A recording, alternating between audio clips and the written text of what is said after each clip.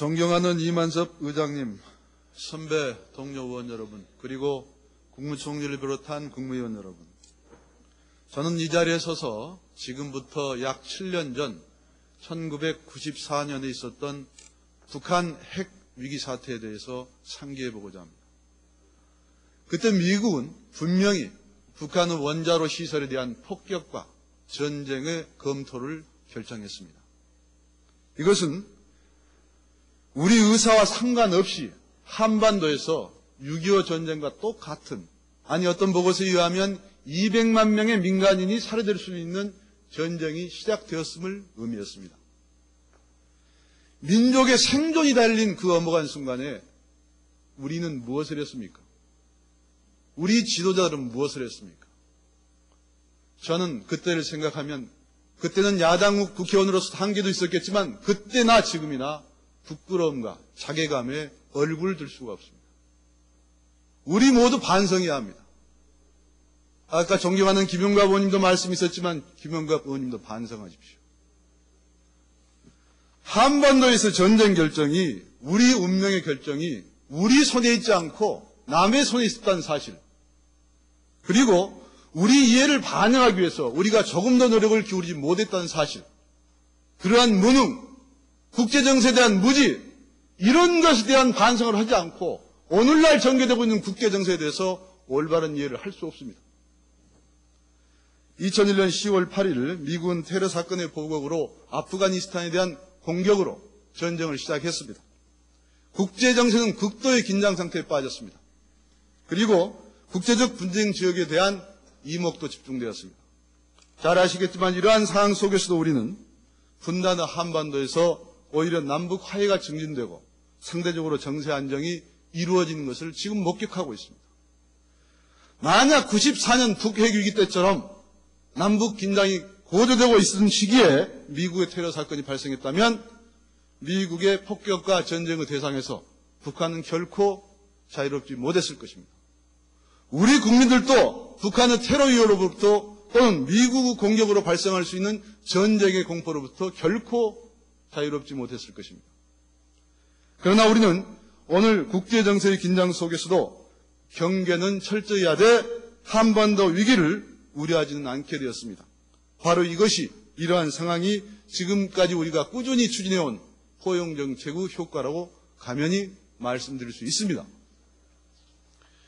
대북 포용정책은 강력한 안보태세의 바탕을 두고 남북 간의 화해와 교류 협력을 실현하여 이 땅의 평화를 정착시키는 대북 노선입니다. 그것은 남북 관계를 특징 짓고 있는 현재의 분단 상태를 평화적으로 관리하고 여기에서 더 나아가서 평화 정착과 통일로 나아가는 이중적 과제를 동시에 수행하는 사업입니다.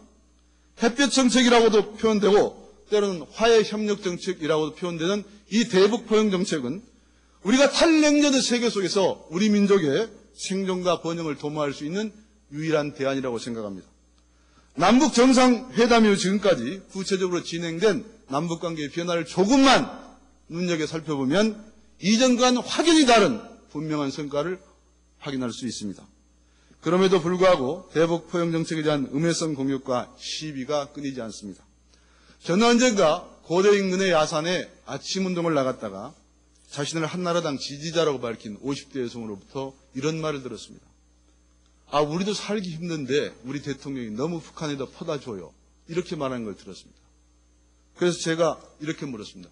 그래, 대통령이 무엇을 퍼다 줍니까? 이렇게 물으니까 그 여성은 한참을 생각하더니 우리가 낸 적십자의 빚을 모아서 북한에 갖다 준다. 이렇게 말했습니다. 생각하는 것은 자유입니다만 조직적인 음해성 퍼주기론 유포라면 실로 유감스러운 일이다. 저는 이렇게 말씀드립니다. 실제로 살펴보겠습니다. 98년 3월 이후 2001년 9월 현재까지 정부가 북한에게 무상으로 지원한 금액은 1억 8,795만 불로 나와 있습니다. 반면에 지난 시기 한나라당이 여당일 때 김영삼 정부가 북한에 무상으로 지원한 금액은 2억 6,172만 불로 나와 있습니다. 또한 정부가 1억 8,795만 불을 무상 지원하고 북한에 퍼주기 한다라는 비난을 받고 있을 때 같은 시기에 국제사회는 북한에게 10억 불이 넘는 돈을 무상으로 인도적으로 지원했습니다. 도대체 무엇이 퍼주기입니까? 통일 전 소독이 동독에게 지원한 금액은 무려 550억 불입니다. 그래도 독일은 동족간의 지원에 대해서 퍼준다고 말하지 않았습니다. 한나라당이 여당일 때 김영삼 정부가 북한 경수로 건설 비용의 70%를 부담하기로 했다고 했을 때, 그래서 우리가 담당해야 할 비용이 무려 30억 불에 이를 것이라는 예상이 있었습니다만 우리는 김영삼 정부에 대해서 한 번도 퍼준다고 비난하지 않았습니다. 국무총리에게 묻습니다.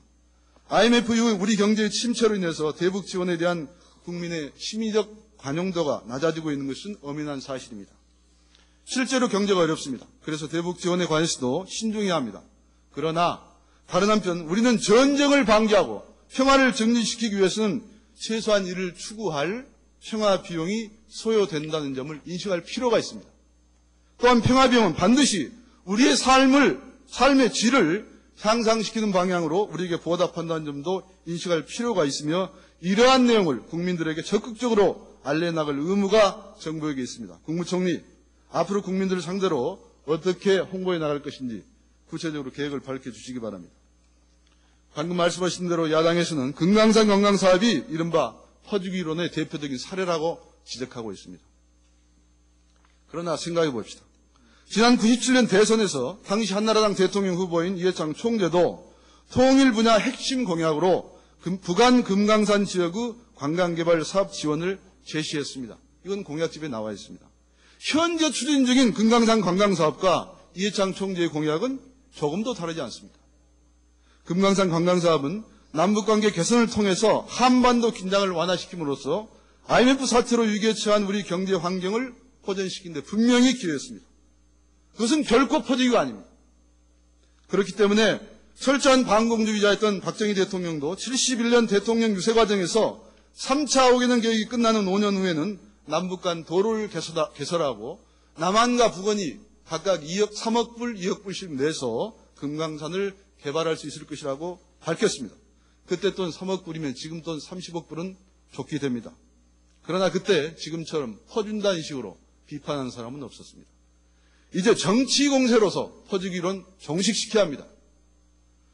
지난 9월 20일 한나라당에서 대북 쌀 지원을 촉구하는 정책을 제안했을 때 한나라당의 전향적 자세에 대해서 전 높이 평가하였습니다.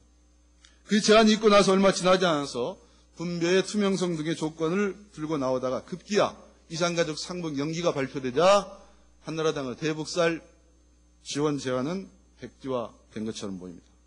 이것은 대북 쌀 지원에 대한 한나라당의 태도가 아닙니다.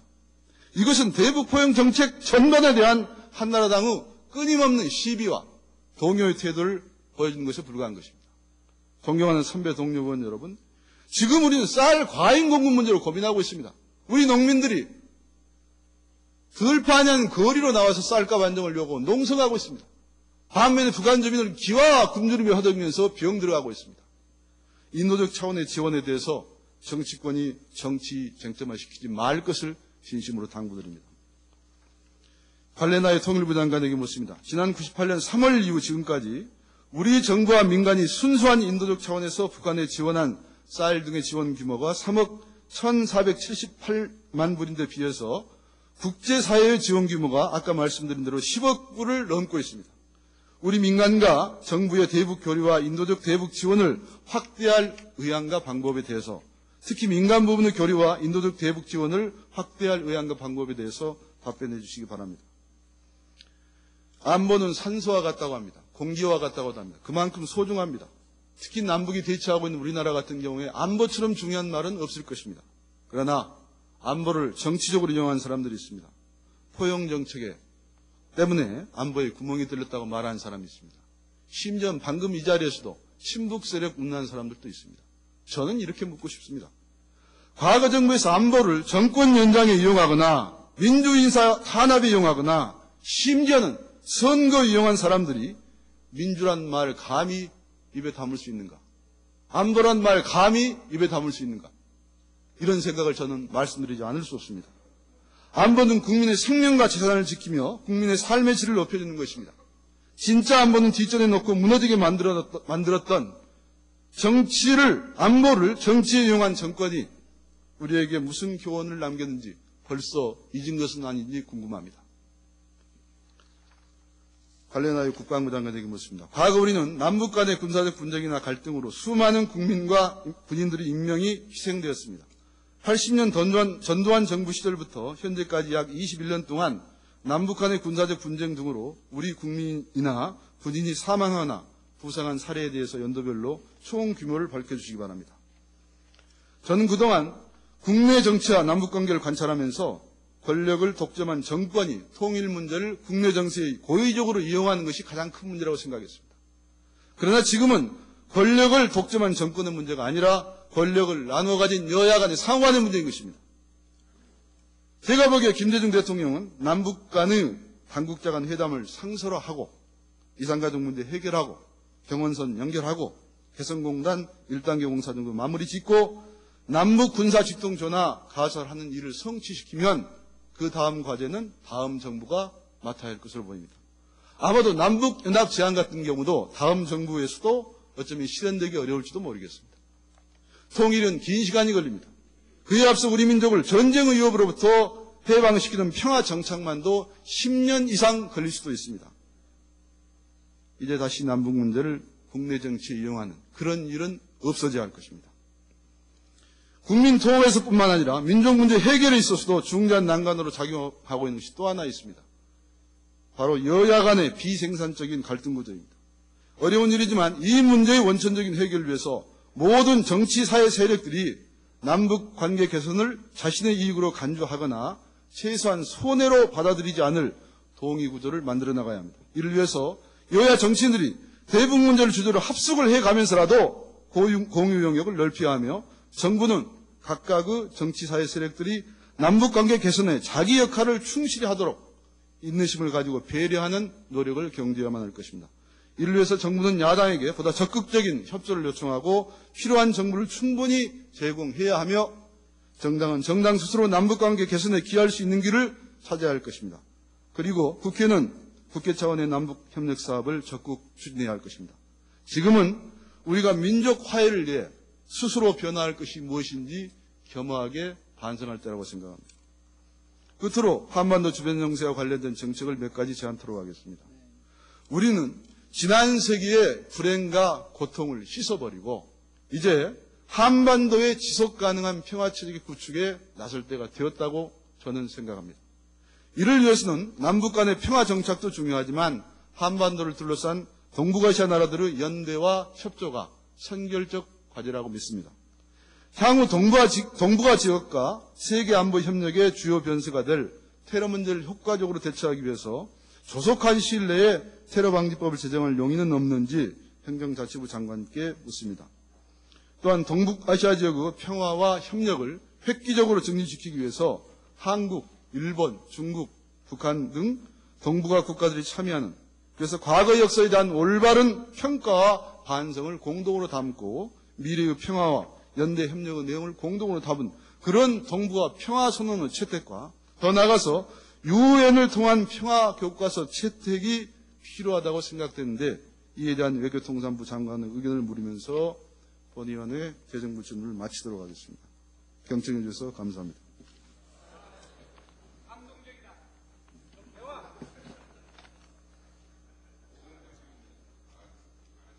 감사합니다.